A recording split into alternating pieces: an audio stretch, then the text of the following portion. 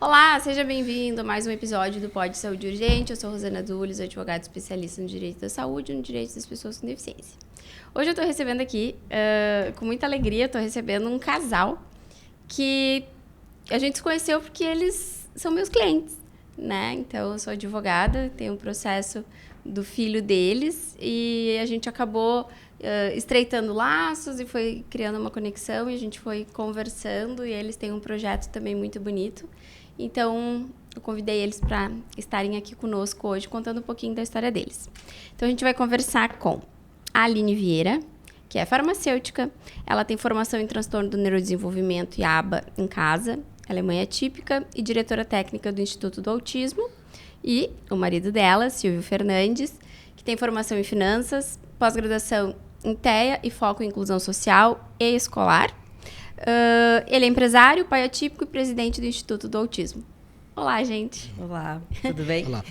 Demorou, mas saiu esse programa, né? Porque dessa vez foi. A vez que a gente tinha marcado foi um dia que eu não tava bem, né? É, foi algo assim, tive que cancelar. Mas que bom que eu sabia que ia acontecer, né? Com certeza. Não ia. A gente não ia desistir. Não iríamos desistir. Então, obrigada pela presença de vocês aqui. Obrigada por toparem vir aqui, contar a história de vocês, falar um pouquinho também do projeto que vocês têm no Instituto, né? Então, para a gente começar, vamos contar um pouquinho, então, né, para vocês.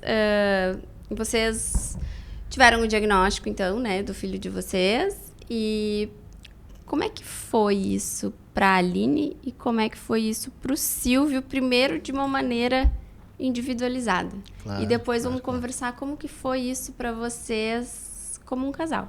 Sim. Bom, o diagnóstico do nosso filho, Miguel hoje tem 9 anos, foi finalizado, laudado, quando ele tinha 2 anos e meio. Como foi isso para a Aline, né, mãe do Miguel? É aquela questão de que a gente sempre fala, a gente romantiza uma gestação, idealiza filho, idealiza futuro. Quando a gente está gestando, a gente já pensa em tudo como vai ser daqui para frente, né? Em tudo que tu sonha para o teu filho, para a família, para nós, expectativas, né? E por um momento tu vê aquelas expectativas se perdendo.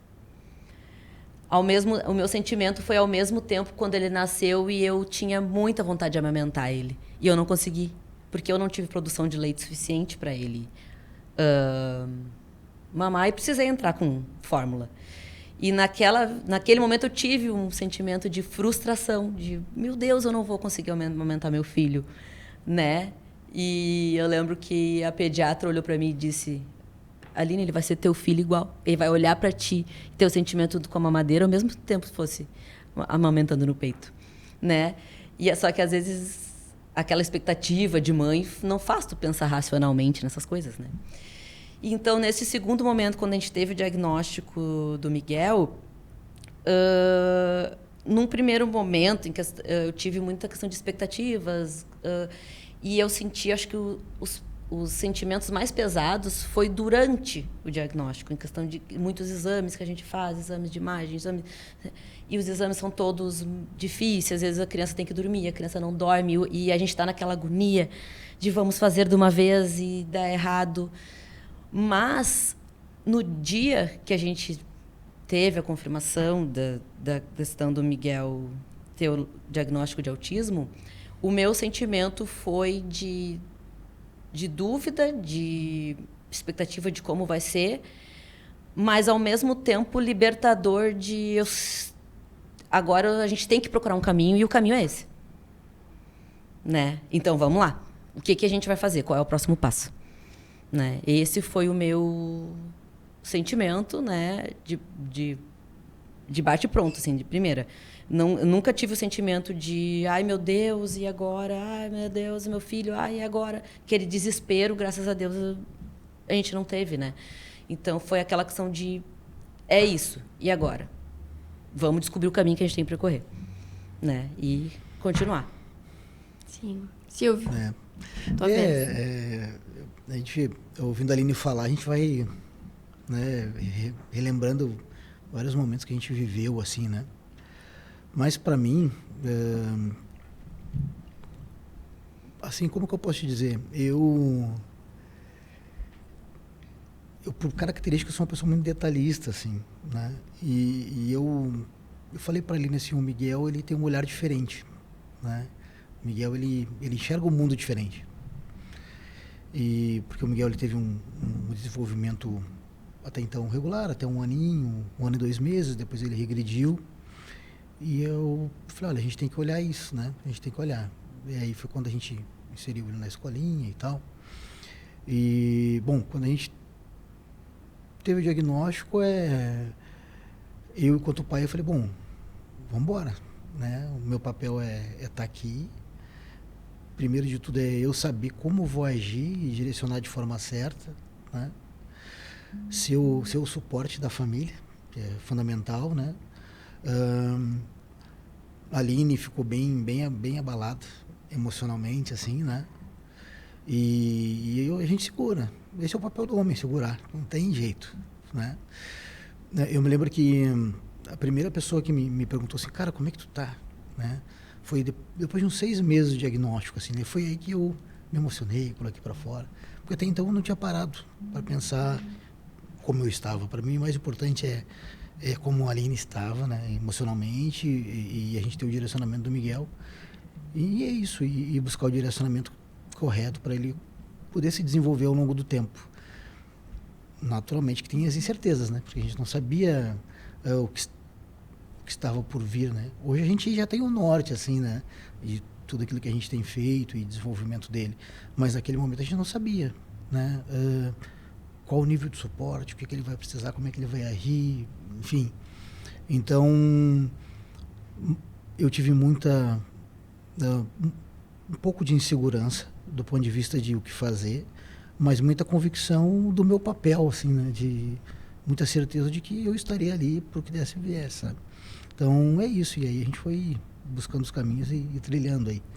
E é bonito tu falar isso, porque é isso que uma mulher espera, né? De um homem, né? Sim, esse amparo, esse cuidado. A gente estava falando há pouco, infelizmente não é isso que acontece na grande maioria dos casos, né? Como tu falaste, é o papel do homem, e sim, eu também acho que é o papel do homem, mas acho que muitos homens esquecem, né? Sem dúvida. Do seu papel. E a gente tem números que falam em torno de 80%, né, de homens que não ficam e que não exercem esse papel tão importante, né? Então, não é... Ninguém deveria te valorizar por isso, porque isso é o básico. Não, mais que a minha obrigação. Mas a gente acaba ficando feliz quando a gente vê um homem que de fato segura ali, né, as pontas, porque isso não é o que acontece base, na maioria, na maioria das vezes, né? Porque historicamente é assim, né? A mulher, o homem tá ali para proteger a mulher, né? Tipo, para tomar bala na frente dela, né? Exato. E hoje a gente vê as mulheres tendo que enfrentar tudo isso sozinhas, né? E tu sabe que isso não é só na questão do diagnóstico, mas assim, durante o período do diagnóstico, todas as consultas que nós fazíamos, assim, todos os especialistas, a conversa dos profissionais era sempre direcionada para a Aline. Sempre direcionada para ela. E eu sempre fui em todas as consultas, inclusive na gestação da Aline. Sempre, né? todas. A Aline, todo pré-natal. Acho que foi um mês, mais ou menos, que tu descobriu que estava grávida do Miguel, né? Eu fui em todas as consultas, né? Enfim, todas. E a conversa... Todos os exames. Então, assim, a conversa era direcionada para ela. E eu falava, olha só, ele tem pai. Eu tô aqui. Como assim? É obrigação só dela? Não, se é só dela, Então, tu entende que tem uma convenção meio que social que força que, cara, não, para. Né? Então, eu batia de frente. Eu acho que é justamente por isso. Exato. Porque as equipes médicas já estão tão assim, é a mãe que vai fazer tudo mesmo. Orientar ela, porque daqui a pouco ele vai fugir, ele vai sair. Daqui a pouco ele já vai embora mesmo, Exato. então eu vou gastar minha energia aqui. Já, com certeza, essa já é um posicionamento implícito dos médicos, né? E como que vocês enxergam que esse diagnóstico impactou a vida de vocês como casal? Né? A questão familiar de vocês. Responde, depois eu complemento. Em relação ao casamento, o diagnóstico sempre nos fortaleceu, mais do que já era. Graças a Deus, a gente sempre teve uma relação muito saudável, muito firme, muito consistente. E o diagnóstico do Miguel só fortaleceu, né? Fez com que a gente, por um tempo, estava perdido, sem saber para onde correr, que caminho tomar, mas estávamos juntos nessa, para procurar juntos o que fazer, junto a melhor alternativa, né? Nunca me senti sozinha, nunca mesmo. O Silvio sempre esteve ali, como esteve em todo o pré-natal, como teve desde todas as consultas de pediatra pós-nascimento. O Silvio sempre acompanhou, nesse momento ele também estava ali, junto comigo e com o Miguel. Então, isso dava o sentimento de que qualquer fosse o direcionamento, a gente estava junto e ia batalhar junto, né? Então, eu acho que fortaleceu muito mais a nossa relação, né? Claro, depois, com a rotina, com o passar do tempo, tudo, às vezes a gente tem que sempre estar fazendo essa manutenção do relacionamento, né? Porque como a questão também do autismo dá muita demanda, né? Terapia, escola, né? Como a criança vai ficando mais velha, vai tendo mais demandas, né? Mais descobertas, mais desafios, né? Às vezes o casal se divide para não ficar pesado para ninguém, né? Um vai aqui, um resolve isso, um resolve aquilo, mas a gente tem que cuidar para não se perder nessa divisão, porque acaba um vivendo um lado, o outro vivendo o outro, para complementar os dois, para não ficar pesado para ninguém, e o casal, e cada um vivendo a sua vida, entre aspas, com o casamento, né? Então, eu e o Silvio, a gente chegou a ter um período assim, e a gente, peraí, tem alguma coisa errada. A gente tá junto, mas um por aqui, outro por ali. Peraí, vamos voltar. E daí a gente sentou, conversou e voltou. Vamos alinhar novamente. Então, eu acho que isso que o casal, né, que permanece, tem que estar muito atento, de não se perder no processo. Porque é fácil de se perder no processo em questão de muitas demandas. Porque, no caso, a gente tem que trabalhar, tem que, né, tem que trazer... tudo tem custo. Os dois trabalham, no nosso caso, né, os dois trabalham, e daí tem a demanda de escola, tem a demanda de terapia, e leva lá, e daí se divide, faz escala, quem vai, concilia com os horários de trabalho, e nesse meio tempo se dividindo, tem que cuidar para não se perder. Então, a gente sentiu isso, e é muito importante a gente estar atento, né, para juntar e não se perder. A minha visão... E aí, talvez, por ser homem, a nossa visão é mais prática, né? É mais prática. E, sem dúvida, a primeira é a questão de planejamento financeiro, né? E porque a gente, enfim, tem um negócio próprio e como que isso... E o quanto que iria impactar no nosso custo de vida, digamos assim. E eu nunca enxerguei como custo a questão da saúde, enxerguei como investimento. E graças a Deus a gente tem um retorno hoje, está tendo um retorno, né? Mas isso para mim foi um ponto muito determinante, assim, né? E um detalhe que é muito importante para mim é a comunicação, né? E não é fácil, a gente está há 18 anos juntos, né, Eline? E foi importante que a gente tivesse uma comunicação muito, muito clara, assim, né? E direta. Eu acho que isso é um ponto que é relevante em qualquer relação, né? Mas tratando de casal, ela é mais ainda, né? Então, por exemplo, quando chega uma família para conversar comigo, eu pergunto como é que está a comunicação do filho de vocês, né? Como é que está a comunicação de vocês com a criança? Não, ele fala assim, ele fala, não, eu quero saber como é que está a comunicação, vocês entendem o que ele diz? Ele entende, tem a troca, né? E como é que está a tua comunicação com a tua esposa? Vocês entendem um outro de verdade?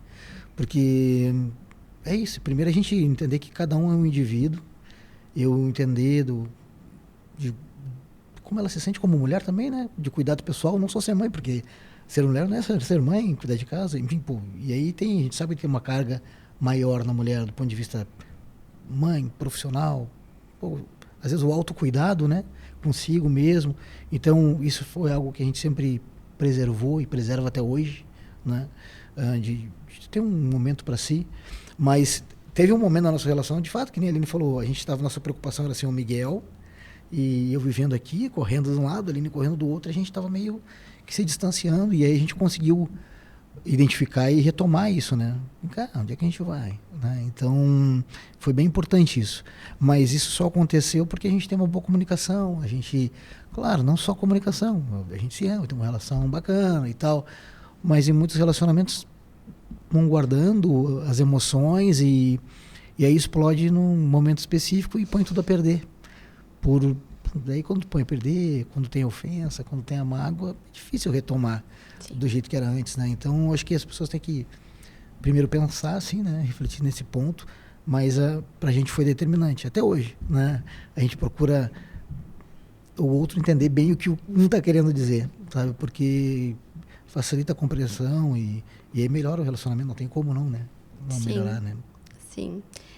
E tirando a questão ali, vamos dizer assim, a questão que eu conheço, né? Que é lutar por um tratamento, que é brigar na justiça, né? Tudo isso que a gente enfrenta, assim. O que vocês percebem, além da questão de rotina, né? O que vocês percebem que o autismo mudou em vocês?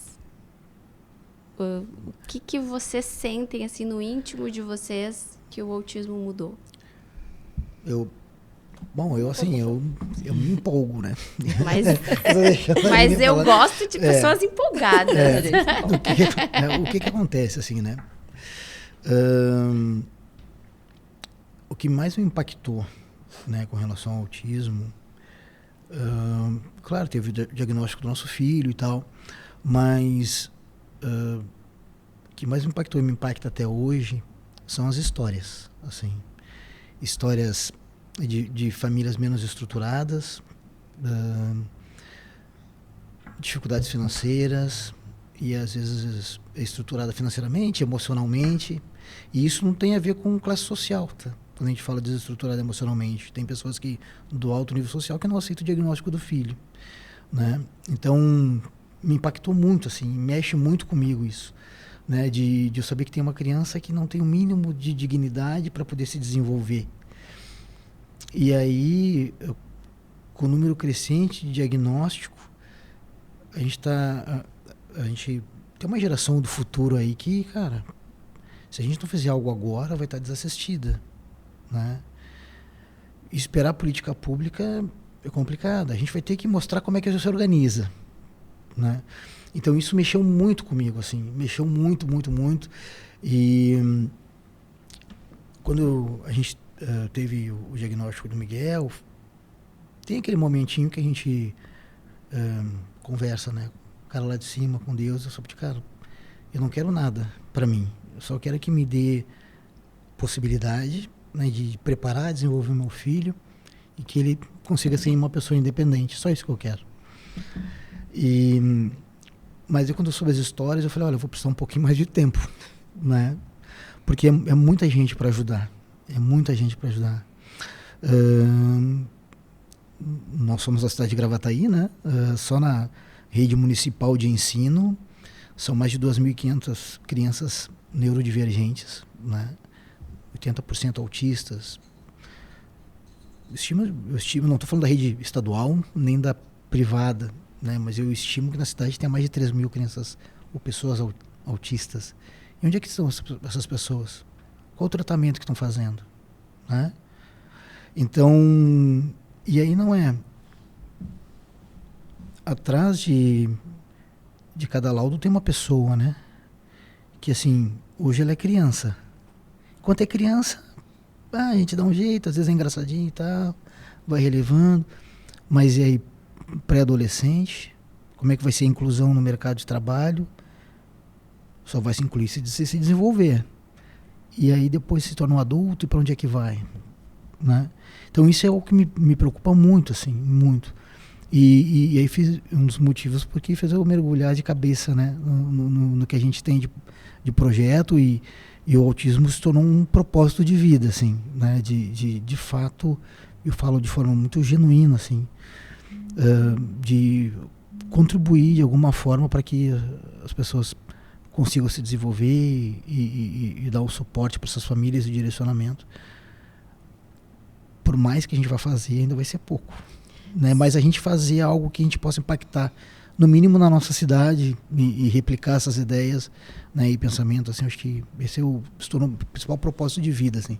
Sabe que tu estava falando, eu estava aqui refletindo, assim, né?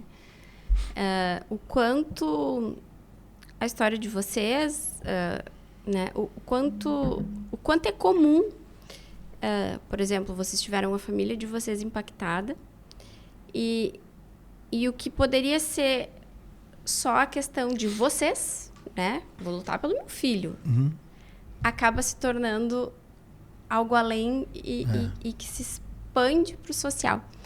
E eu já ouvi muitas histórias similares a essa, né?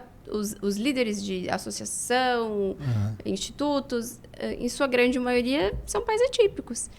E o quanto eu acho que a percepção do que é, de fato, ali o autismo, traz essa percepção para o coletivo. Né? O quanto a gente vê...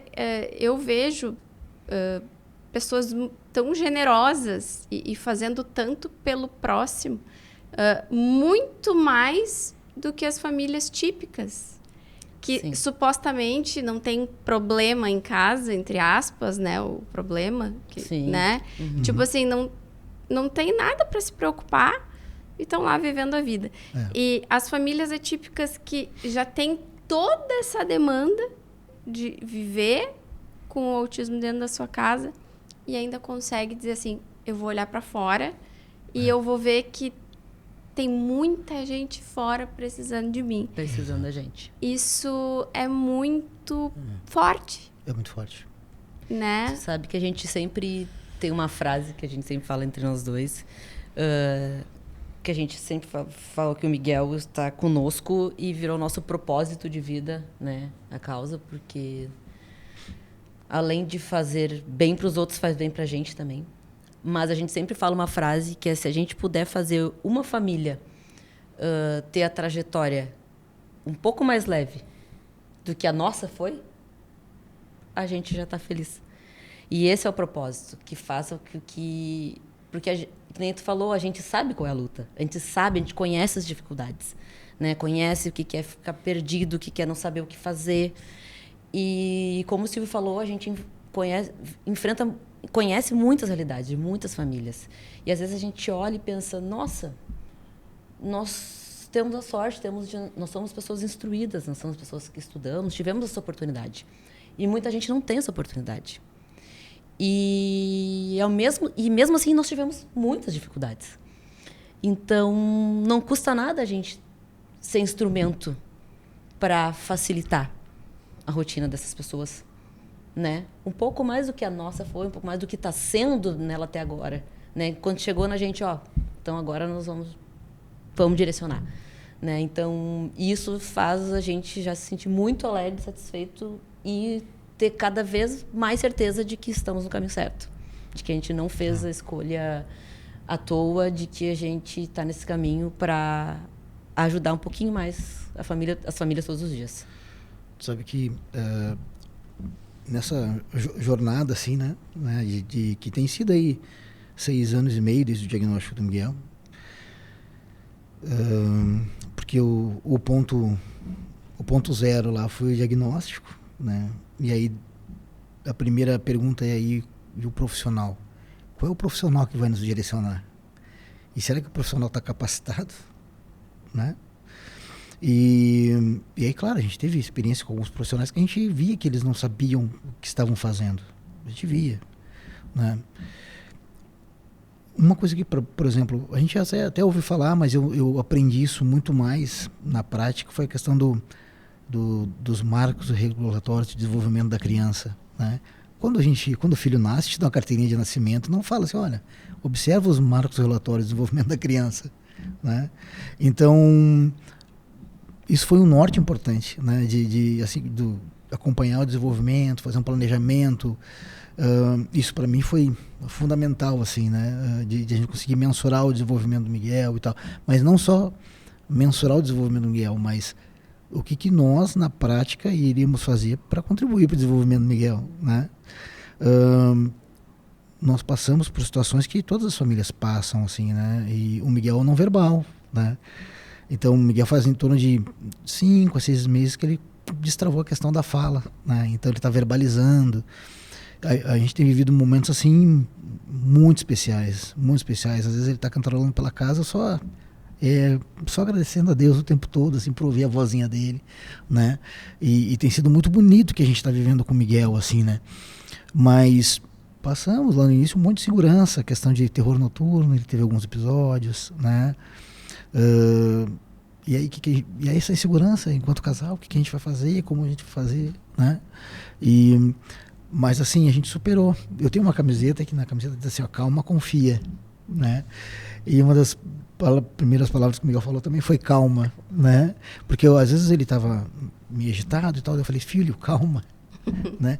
E às vezes é isso, às vezes a gente tem que ter um pouco de calma também, entender que tudo tem um processo e confiar.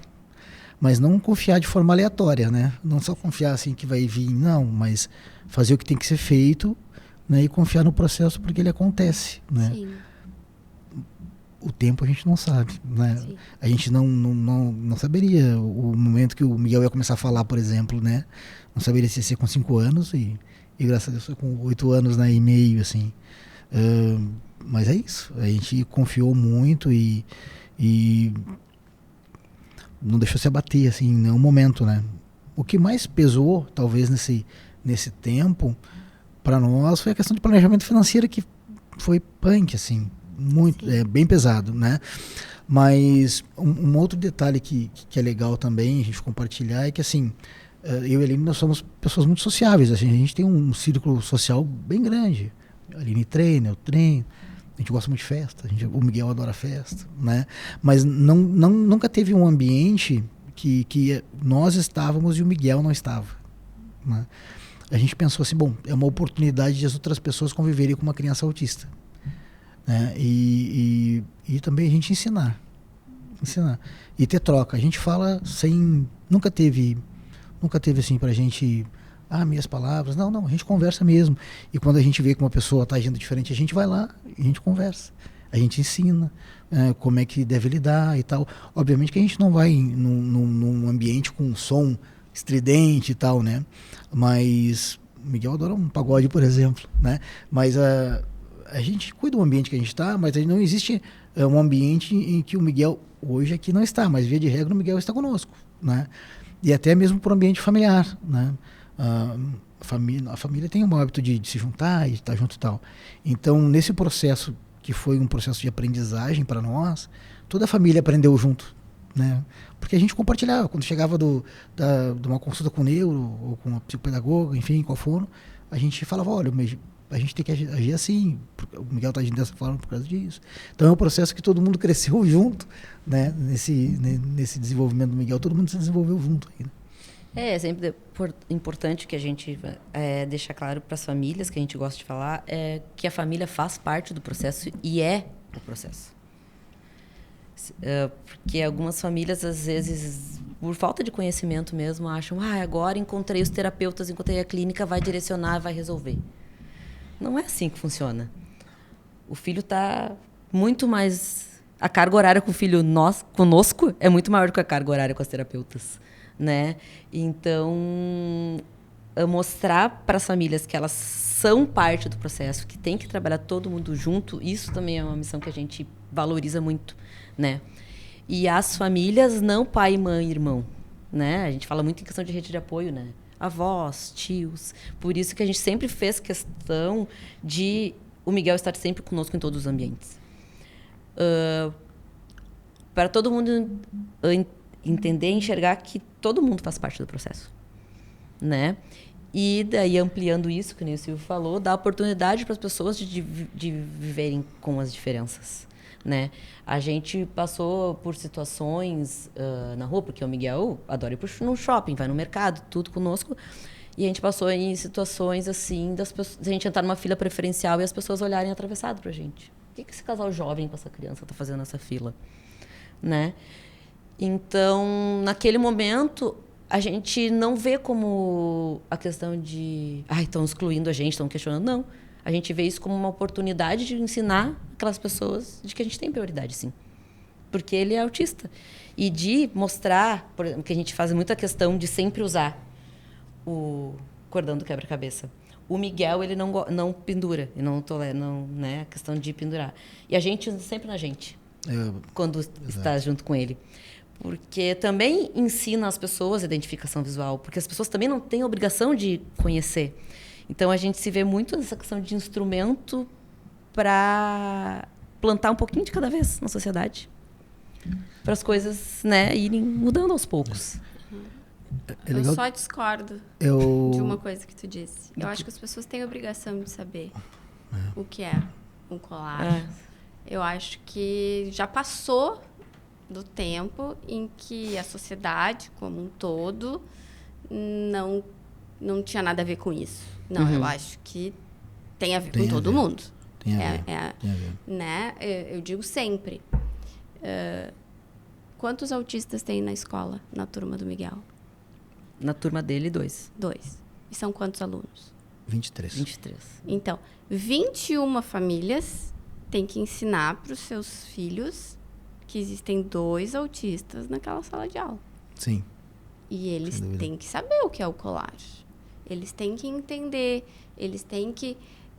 A família tem um papel muito... Não é só a família atípica que tem que gastar energia... Exato. Ensinando Exato. Não, é uma missão dessas 21 famílias que estão ali conversarem sobre as 2 crianças autistas que estão naquela sala. Um prédio. Vocês moram em casa ou vocês moram em apartamento? Casa. Bom, Casa. É um condomínio. Um condomínio de casas. 140 casas. O vizinho do lado não tem obrigação de saber? Claro que sim. E entender? Nosso condomínio conhecem. E ficar atento, Exato. porque algum dia pode ser necessário por algum motivo. Exato. E entender, talvez, a criança que chora mais, a criança que grita. O porquê da reação, né? O porquê. Ou, sei lá, uma hora ele escapa no condomínio. O vizinho tem que saber. Então, eu não acho que... Eu acho que... Claro que a gente, por exemplo, a gente está aqui num canal que a gente usa justamente para isso, para conscientizar. E a gente faz esse papel. Cada um com a sua da sua forma, com a sua fala, a gente faz esse papel de conscientização. E, claro, a gente ensina muito, né? Eu, às vezes, as minhas amigas sentam comigo e começam a me fazer perguntas. Porque elas têm filho pequeno e as crianças vão para a escola e elas mesmas não sabem nada, então elas ficam me perguntando. Mas, e claro que a gente vai estar sempre aberto a ensinar, né? Sim, quem com certeza. quiser aprender. Mas eu acho que é papel de todo mundo, a gente convive em sociedade, né? Então, não é nosso papel saber que se tem uma pessoa cega andando, a gente tem que ajudar para atravessar a rua. A gente sabe disso. Né? Ou então, às vezes, um cadeirante que está com uma dificuldade em algum lugar e a gente estiver ali passando, a gente não vai ajudar? Exato. É a mesma coisa. Né? Tem empatia, né? Mínima, né? Mas me refiro no sentido Não, no sentido de informação mesmo. Informação. E já deu. A gente vive com o celular na mão o dia inteiro, que tem absolutamente tudo, informação de tudo ali. Né? Agora a Barbie lançou uma Barbie autista. Exato. Né? Então, eu ganhei um bichinho, um ursinho de pelúcia, semana passada. Eu recebi. Que é um ursinho, tipo, que é do Cria Amigos, que é uma elefantinha que tem o cordão do quebra-cabeça. Ah, que amor. Então, assim, as pessoas estão trazendo elementos para... Porque hoje é presente, né? Porque é presente. É presente. Né? É a realidade que a gente vive, né? Sim. Não, eu concordo muito, assim. Um detalhezinho também que é importante falar, que a gente, com o tempo, a gente aprende também a rede de apoio, não necessariamente a tua família, né? A tua família de origem, digamos assim, né? A rede de apoio é aquelas pessoas que estão próximas a ti, que te querem bem, né? E é isso, né? Às vezes você é a tua principal amiga, teu amigo, né? Então, às vezes as pessoas colocam expectativa, né, de que a minha família vai me ajudar e a família primeiro vira as costas. Acontece muito. Eu diria que talvez seja o mais comum, assim. E a gente ouve muita história, né? E a gente aprende também a conviver com quem quer estar bem com a gente, né? Quem é uma pessoa educada, quem é uma pessoa agradável. A gente não precisa conviver com todo mundo, né? Não tem nenhuma convenção social que a gente tem que conviver. E isso é uma característica que o autista traz, né? De ser muito genuíno. Por exemplo, se eu não quero ir num lugar, eu não vou. Né? O Miguel, assim, não quer, ele não quer. Se ele quer, ele quer. E não tem a convenção. Eu não vou estar lá porque por convenção, não. Né? Então, essa é uma característica que a criança autista tem. Ela é muito genuína. Isso é uma coisa que a gente aprende. Por quê? E de fato é. Né? Então, às vezes, a gente vai meio que se condicionando ao comportamento social e às vezes a gente está com pessoas que, cara, nem são tão relevantes assim para nossa convivência e a gente se dispõe a estar num ambiente que não gostaríamos de estar. Então, isso é algo que hoje a gente enxerga diferente também, assim. Né? De, cara, não tô afim, tá tudo bem, sabe? Isso é muito importante. Mas, com relação às pessoas a serem a rede de apoio, eu acho que isso não está... Às vezes, a pessoa que tem um diagnóstico, e dependendo do nível de suporte que a criança tem, os pais vivem num momento tão crítico, né, que ele não tem tempo para compartilhar com o outro lá as dores que ele está vivendo. Né? E aí cabe aquela pessoa que é amiga, que observa o outro e lá dá o suporte. Né? Pô, como é que tu tá? Tá precisando de alguma coisa? Né? Enfim, às vezes só escutar, às vezes a pessoa precisa desabafar, né? Então, não necessariamente a parte ativa tem que ser a família típica, mas o outro lado entender, né? O outro lado entender, assim. A gente tem, fora a questão do envolvimento com o Instituto, a gente tem um projeto pessoal meu ali de treinamentos e palestras e tal, justamente focado em comércio, né? Já fomos em umas 2 empresas, né? Atendimento no comércio, restaurantes, né? Porque nós ficamos muito impactados no ano passado. Nós passamos um final de semana, fomos para Gramado, final de semana lá, primeira vez que saímos com o Miguel assim para ir para um hotel. Miguel adora praia, né? Geralmente todo ano a gente ia para praia e tal, pro litoral. Ano passado a gente não foi. E aí ficamos o final de semana no Sesc em Gramado. E fomos em vários lugares, assim, restaurantes e tal. E nós ficamos muito impressionados, assim, porque 100% dos lugares que nós fomos nos receberam super bem, preparados para a questão de uma criança, dar prioridade no atendimento para a criança, né? Ter um espaço específico para a família atípica. E aí, claro, isso pela nossa cidade. Na cidade, se a gente for a qualquer restaurante ou qualquer loja, as pessoas não estão preparadas. Não estão. Claro que tem informação na internet, mas não é qualquer um que vai parar e... Né? Então a gente falou assim, opa, peraí, né? Acho que a gente pode ajudar. A gente pode, de alguma forma, também impactar. Porque vai ter que ser isso. Só vai ter só tem a mudança cultural através de ensino. Sabe que eu dou bastante palestra.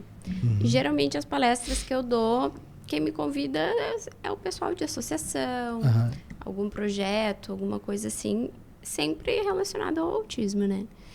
E eu dei uma palestra um dia para os gerentes das lojas das óticas Diniz. Conheço, pessoal. E eu achei tão legal, porque a gente não estava falando de pais atípicos, a gente não estava... era um gerente de lojas. E aí eu fui falar e trazer um pouco, porque qual era a ideia, né? Era... Beleza, a gente está na loja, e aí? Essas pessoas são consumidoras, Claro que sim. Né? Sim. Entra autista adulto, entra famílias com uma pessoa autista, uma criança autista. E como que o comércio recebe essas Exato. pessoas? Exatamente. E foi tão diferente poder falar sobre isso, porque geralmente onde eu sou chamada é para falar dos direitos das famílias atípicas. Porque, claro, é o meu trabalho. Enfim, sim, é sim. para onde eu sou lembrada. Mas eu achei tão especial falar para os gerentes de todas as lojas, era bastante gente, e ver eles atentos, ver eles fazendo perguntas, foi assim, ó, muito especial, assim. Entender que aquela empresa, ela estava interessada Com esse olhar, né? em ter esse olhar mais inclusivo, esse olhar mais... e eu acho, por isso que eu falo, por isso que eu falei há pouco, eu acho que a comunidade típica tem que olhar. Não é só a comunidade atípica, sabe? E quem tiver esse olhar, com certeza sai na frente, entre aspas, né? Porque... Tu não vai querer comprar se tu for comprar um óculos... Exatamente. Tu vai comprar onde? Onde vão tu te atender sentiu com bem. carinho? Ou... Exatamente. Onde tu te sentiu bem, onde, Acolhido, no caso, a gente né? vai com o teu filho se foi bem acolhido, né? Uhum. Entendeu? Então, quem tiver esse olhar, esse pensamento de vamos nos informar, vamos nos especializar, vamos treinar para ter esse olhar, porque a gente já vê que os números cada vez mais aumentam. E essas famílias todas são consumidoras de tudo. Como qualquer outra família. E a gente, com certeza, sempre vai voltar onde a gente se sente bem. Né? Sente à vontade. Onde tu sentiu um pouquinho de desconforto, lá eu não... Não só voltar, como indicar, né? Como indicar. É. Isso acontece muito, né? Exato. As famílias têm uma rede em questão de indicação. Né? Quem foi bem atendido. Lá naquele lugar, a gente foi muito bem atendido. O que deveria ser em tudo, né? Mas, infelizmente, não. Então, aos poucos vão construindo, mas é gratificante quando a gente tem esse sentimento e sempre vai voltar. Sabe que eu faço muitas reflexões, assim, né? Acho que o autismo, ele traz isso, assim, a presença de tantos diagnósticos, de tantas pessoas autistas na sociedade, traz uma reflexão, assim, né? A gente ouve falar muito, assim, ao longo do tempo, em evolução, né? Evolução da espécie. Nós somos uma evolução do Homo sapiens, né? Primitivo e tal, primata. Mas a criança, acho que falta... Hoje a gente está muito desconectado, assim, né? Da realidade. As pessoas hoje, o celular, ele é muito mais presente na vida das pessoas do que uma roda de conversa, né? E às vezes a família, né? Bom, teu pai está com 82, meu sogro tem 82, né? E a sogra 70. Sim. E às vezes eles estão lá, os dois no WhatsApp, os dois na rede social. E aí, assim, mudou até uma geração que não era acostumada com isso, né? Então, mas o que eu quero dizer é que, assim, traz... acho que a gente está ouvindo, falou há pouco aqui sobre a questão de ter um olhar para um atendimento qualificado para uma família típica. Mas, na realidade, tu precisa ter um olhar para atendimento de todo mundo, né? Então, mas assim, eu acho que ressalta a questão de uma família típica, no sentido de ter a necessidade, mas a gente precisa de uma sociedade que converse mais, assim, que se respeite mais, sabe? Que tenha mais empatia. Eu acho que a gente precisa, assim, em resumo, a gente precisa ser um ser humano melhor. A gente precisa ser um ser humano melhor. Porque quando uma notícia negativa, ela tem mais relevância, né, do que, enfim, várias vitórias e superações que tem diárias, assim. E isso, historicamente, é assim, né? Porque, por exemplo, se tu olhar um telejornal, 90% das manchetes que aparecem ali são notícias negativas. Porque é o que atrai. É o que faz a pessoa parar para olhar. Mas tem tanta coisa boa acontecendo. Exato. Por que não é dado o olhar certo para isso? Mas eu acho que, assim, sabe, esse ano eu comecei a fazer uma mentoria e tal relacionada à física quântica, né? Que está relacionada à mentalidade, forma de pensar e tal, programação mental. Se a gente vive num ambiente que é negativo, a minha vida ela vai ser negativa, né? Então, e é isso. E aí onde está o fomento de notícias negativas, né? Eu falei para a Aline hoje isso, eu falei para a Aline, olha, eu parei de... Quando aparece qualquer notícia para mim relacionada à política, eu bloqueio. Eu falei, o que o cara tá eu não fazendo consigo mal. acreditar que as pessoas brigam com os familiares por Tava causa me de fazendo política. mal. Eu não acredito que isso Faz aconteça. mal pra gente, né? Mas então é isso. Quando algo começa a te fazer mal, eu digo, tá alguma coisa errada. Então, o que eu quis trazer e é isso, assim, porque, assim, para te acolher uma criança autista ou qualquer nível de suporte ou qualquer pessoa com uma deficiência, tu precisa ser uma pessoa que primeiro cara, tu tem que ser uma pessoa do bem. Assim, tu tem que ser uma pessoa que genuinamente te importe com o outro, sabe? E bom, se eu não me importo, mas no mínimo eu tenho que respeitar. No mínimo, né? A diferença, o ambiente. Então, acho que a gente... Eu fico fazendo muito paralelo com o que a gente vive, e aí eu vejo assim, a evolução dos diagnósticos que a gente vem tendo ao longo do tempo. E daqui 10, 20 anos, como é que a gente vai estar? Bom, tomara a Deus que consigam achar, né, alguma forma de sei lá, de suprir essa quantidade de diagnósticos que vem tendo e tal, etc. Mas eu prefiro agir com intervenção de outra forma, porque é o que está mais tangível, é que é a realidade. Porque a gente ouve tanta coisa o tempo todo, todos os dias, de descobertas novas que são mais relacionadas a marketing do que na prática efetiva é pouquíssimo, assim. Então, mas eu fico pensando nisso, né? Cara, a gente tá vivendo uma transformação da sociedade. Exemplo, nós no Rio Grande do Sul somos 11 milhões de habitantes, né? No último censo, 2022, teve identificado lá 136 mil de pessoas autistas no Rio Grande do Sul. A FADERS, até abril do ano passado, ela tinha distribuído 35 mil carteiras CPTE para essas pessoas. E onde é que estão as outras 101 mil pessoas que não têm a carteira CPTE? E aí, assim, a gente olha assim, puxa, 136 mil pessoas autistas, né?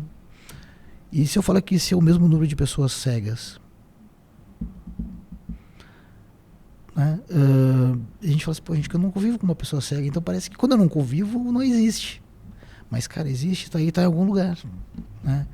Então a gente tem quase 10% da população gaúcha PCD. E quais são as políticas públicas para essas pessoas? Qual é o olhar de fato?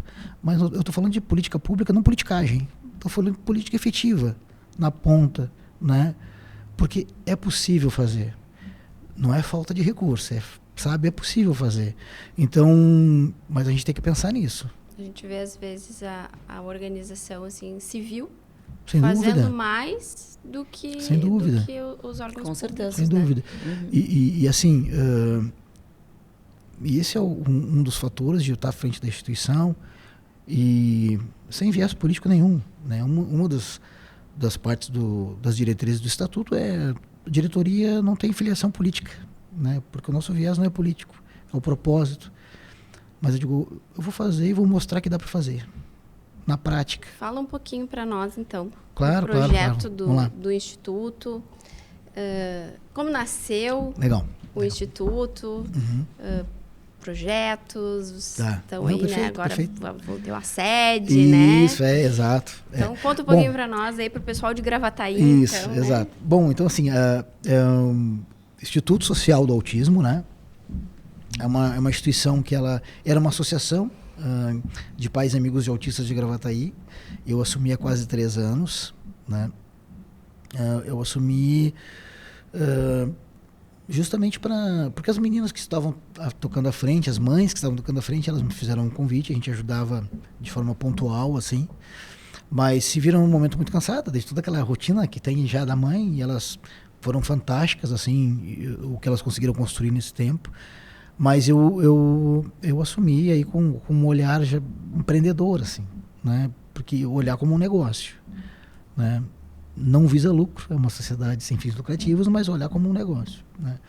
E aí se passou, assim, desde a mudança de nome, e aí, enfim, o ano passado, início do ano passado, passou a se chamar Instituto Social do Autismo, né? Eu me preocupei muito com a questão jurídica, né, e financeira, planejamento, para que a gente aí sim pudesse ter um crescimento maior, né? Nós fizemos lá, prestamos atendimento social, então hoje nós temos 5 especialidades, falando com relação a valor de mercado, daí em torno de 1/4 a 1/5 de valor de mercado. As pessoas, elas pagam uma taxa de associado, uma taxa baixa de associado, e esse acerto do atendimento direto com um profissional nem passa por nós, né? Então, atendemos hoje em torno de 40 famílias, temos a psicopedagoga, neuropsicopedagoga, psicóloga, tanto para as crianças quanto para as famílias, né? A nutricionista, temos assistente social, psicomotricista, né? Então, temos essas especialidades lá. E aí, claro, a gente vem numa conversa com a prefeitura, né? Com o executivo, com o legislativo, e aí tem que ressaltar que eles foram muito proativos, assim. Primeiro, que tem uma demanda importante na cidade, e sozinho a gestão pública não vai dar conta, né? Por mais que queira, não vai dar. Não convive, não tem um olhar. E aí nós chegamos numa negociação lá, né? E eles chegaram, nos cederam em dezembro do ano passado. Teve um projeto de lei que a prefeitura nos cedeu por 20 anos um prédio público, né? Que era um antigo posto de saúde, que para se tornar a futura sede do Instituto, né? Então a gente está muito feliz, assim. Hoje o local onde nós estamos é uma casa alugada, então com o valor dos associados a gente pagou o aluguel, né? O custo fixo lá, água, energia, internet, limpeza, jardinagem, e vai tocando, né? Mas aí para esse novo local, hoje a gente está numa casa de 90 metros quadrados, a gente vai para um ambiente que é 400 metros quadrados, de terreno é 2.500 metros quadrados de área. Então a gente está desenhando um projeto muito bacana, né? Vai ter um auditório para treinamento das famílias. A gente, acho que um dos nossos focos, assim, foco número 1 é treinamento das famílias, treinamento e desenvolvimento, porque é importante. A gente sabe que da demanda de atendimento, e que a forma mais rápida é o entendimento, compartilhar a jornada, né? Temos o nosso site também, né? institutosocialdeautismo.com.br. O nosso site está bem bacana, nada muito assim, bem simples e tal, mas tem a nossa informação lá. A gente, quem quiser contribuir também com esse momento, que vai ser importante, né? Pois deixa aí como é que as pessoas podem fazer para contribuir. A prefeitura, ela nos cedeu, mas toda a parte de reforma é tudo responsabilidade nossa. Então a gente está trabalhando muito com parceria privada, empresas locais, para contribuírem e nos ajudarem, né? Porque é importante, para a sociedade vai ser importante, e vai impactar muito, assim, né? O objetivo é fazer um foco, uma estrutura para que consiga atender no mínimo de 200. Meu sonho é 400 crianças, atendimento, e aí e termos oficinas também, que a gente consiga dobrar esse número para impactar mais pessoas, né? Enfim, o nosso sonho é grande, assim, né? Dá um envolvimento, uma responsabilidade gigante, mas é isso, a gente está aí e está muito determinado. Então, a gente vai colocar em breve um banner lá no nosso site. Vai ter uma vaquinha através do site UPDOE, né, que é vaquinha coletiva, né? Quem quiser contribuir de forma espontânea lá, né? E claro, se alguma empresa também quiser entrar em contato conosco, pode fazer o Pix direto para nós. E o Instagram? Sim, Instagram. Isso. O Instagram é o Instituto Social do Autismo, né? Pelo Instagram lá nos identifica, nos acha também, né? Tanto eu quanto a Aline, qualquer família também que esteja nos assistindo agora e queira conversar. Está vivendo um momento lá, muitas famílias nos procuram, assim, olha, eu tive diagnóstico recente, o que eu faço, como eu faço. A gente se coloca aberto, porque a gente sabe o quanto que é importante ter alguém do outro lado que te escute, que te direcione. Então a gente coloca à disposição aqui, quem quiser nos chamar, né? Então a gente está bem motivado. Essa orientação parental, ela faz toda a diferença, né? Muito. Sim, com certeza. Porque eu acho que um dos fatores, assim, que mais assusta é o desconhecido, né? É o que tem por vir, o que tem pela frente. Como vai ser? Como vai ser, não vou dar conta. Então, eu acho que sempre que alguém já passou pelo caminho e consegue dar uma luz, acaba sendo... Sabe que a gente escuta muito isso, que quando o Miguel tem cada passo de evolução, né? A gente faz questão, às vezes, de filmar coisa e postar no Instagram. Né? Compartilhar com as pessoas. Né? Porque a gente já escutou muitas vezes, eu cheguei a me arrepiar só de pensar, a gente já escutou muitas vezes, eu me inspirei naquele vídeo do Miguel, vi o desenvolvimento dele e me deu a esperança que o meu filho também vai conseguir. Meu filho também pode. Né? Então a gente faz muita questão de mostrar, de externar, né? Porque com certeza pode, não tem limite, para não desistir, né? Que a trajetória é pesada, é difícil, né?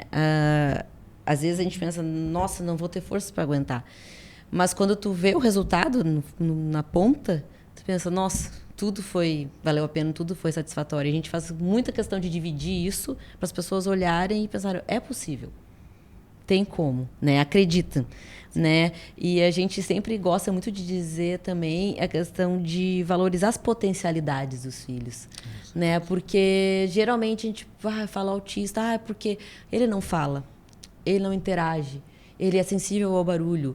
A gente tende, que nem as notícias ruins a voltar na TV, a gente tende a pensar o lado negativo. Mas pensa quantas habilidades ele tem e pode desenvolver. No nosso caso, a gente pensa muito nisso. O Miguel, ele foi não verbal todo esse tempo, desde até os 8 anos e meio de idade. Só que ele tem ouvido absoluto para música. Ele tira as notas musicais todas de ouvido e sai tocando um instrumento. Então, por que eu vou potencializar a falta se eu posso potencializar o que ele tem de melhor? Né? Isso é um exemplo, mas muitas coisas. Crianças que são totalmente... é sensível ao barulho, mas ela é carinhosa. Ela te dá um beijo e um abraço. É simples, mas tem criança autista que não dá beijo e um abraço. Então, é dar valor às coisas simples e potencializar o lado positivo da criança, da família. Isso faz toda a diferença e vai mostrar sempre para a gente que é possível e que pode. Tu pode, teu filho pode e que vão conseguir. Isso. Arrasou. Acho que depois disso a gente tem que acabar.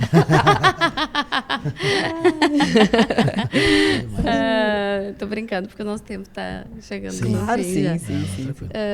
eu faço sempre uma perguntinha no final. Não sei se vocês vão querer responder sozinhos, em conjunto. Vocês como um casal que se comunica, então decidam. Decidam juntos. Eu sempre pergunto no final de todo episódio se vocês estivessem agora diante de uma família que acabou de receber o diagnóstico, o que vocês dizem para ela. Agora é com vocês aí. Quer falar? Quer que eu fale? Falamos juntos? Não, pode começar. Ok. Acho que a primeira coisa... Eu já falei uma parte agora. A primeira coisa que eu falaria é calma. Calma. Tem que ter calma nesse momento. Assim, é muita calma nessa hora, porque buscar informação em fontes relevantes, né? Buscar o profissional adequado, entender que a família é a base, né, do desenvolvimento da criança. Não, assim, 90% do desenvolvimento do meu filho é de minha responsabilidade, né, da nossa responsabilidade enquanto pai, enquanto mãe. Então, entender que tu é importante nesse processo. E talvez, assim, claro, dependendo da realidade da família, bom, talvez esse seja um chamado para ser família, né? Então, calma, né? Buscar a informação correta. E entender que não vai estar sozinha nesse processo. Vão encontrar pessoas que vão te direcionar, né? E em nenhum momento, assim, duvidar da capacidade da criança, né? E amar muito, né? Acho que demonstrar muito afeto, né? Porque o amor, ele é transformador, né? O amor, ele te dá a segurança de que tu não tá sozinho. Então, de forma simples, assim, sem essas palavras aí. Consegue dizer alguma coisa depois disso? Vamos lá. Não sei. Vai ser difícil agora. Vai ser difícil. Ele te deixou numa... Ainda bem que antes eu falei. Não, arrasou. Pensamentos. Não, mas eu acho que é isso. Eu acho que é a questão da... Primeiro, a calma que você falou é muito importante. Não se apavorar e correr para qualquer lado, porque isso pode ser prejudicial para a família, para a criança, né? Como o senhor falou, tem muita informação por aí, muitas pessoas, infelizmente, usando o mercado do autismo, né? Às vezes para se prevalecer, né? Com alguma coisa. Mas é isso, ter calma, ter direcionamento. Se estiver sozinha, a mãe solo, se a família estiver sozinha, procura a gente. Né? Entra no Instituto Social do Autismo, procura a Aline, procura o Silvio. Vocês não vão estar sozinhos, né? Exato. E o que você falou, acreditar sempre, né? E eu acho que é isso. E ter a sensibilidade sempre de que... Como é que eu vou dizer? Me perdi um pouco na palavra agora. Mas de que é possível, de que pode acontecer e de que o amor transforma, que nem o Silvio falou. E que não é por acaso que existe a frase que a gente usa muito na questão do autismo, que é o símbolo é o quebra-cabeça, é que com amor e carinho as peças se encaixam. E eu acho que a gente tem que pegar essa frase e se apegar para conseguir lutar pelas coisas, porque amor e carinho é de graça. Amor e carinho tu não precisa de demanda financeira. E com amor e carinho tu já consegue grandes passos. Então, acho que se apegando nisso, as coisas vêm naturalmente depois. Vai aparecer alguém para te ajudar, vai aparecer o podcast para te ver, vai aparecer como apareceu para nós. Né? Então, calma e pensa com amor, com serenidade, que naturalmente as coisas vão se encaminhar e vai dar tudo certo. Arrasou. Muito bom, gente. Muito bom mesmo. Foi um formato diferente. A gente está já quase 2 anos tocando aí o podcast e eu ainda não tinha ouvido um casal.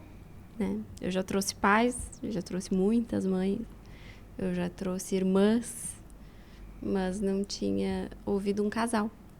E que vocês sirvam de exemplo, que os casais, né, que as famílias possam se inspirar em vocês. É difícil a gente ver isso hoje em dia. Já é difícil ver um casal com uma cumplicidade bacana, né, dentro de uma estrutura típica, né? Então, isso dentro do cenário atípico é muito raro, mas vocês estão aqui mostrando que é possível. Então, que as pessoas se inspirem nisso e que lutem pelas suas famílias e acho que vocês têm feito um belo trabalho nesse sentido, que vocês consigam impactar aí a vida de muitas pessoas através do instituto de vocês, que ele seja de fato transformador, né? Que Gravataí foi agraciada, então, com esse trabalho de vocês. E vamos ajudar lá e vamos... Sem dúvida. Vamos fazer esse instituto aí mais forte para a gente ter mais famílias com conhecimento, com acesso e cheio de amor, né? Que eu acho que vocês exalam isso, né? O amor que vocês têm um pelo outro, o amor que vocês têm pelo filho de vocês, o amor que vocês têm pelas pessoas, pelo próximo. Acho que isso é muito bonito. E obrigada. Eu saio mais rica daqui hoje com a história. A gente agradece vocês. também a oportunidade, né, de poder passar adiante, né, desse sentimento. É muito bonito mesmo. Obrigada pela presença de vocês. Agradece. Obrigada. Então tá, gente. Esse foi mais um episódio do Pode Saúde Urgente. Se você gostou, curte, compartilha, te inscreve no canal. Toda terça-feira, às 19 horas, um vídeo novo. Até semana que vem. Tchau, tchau.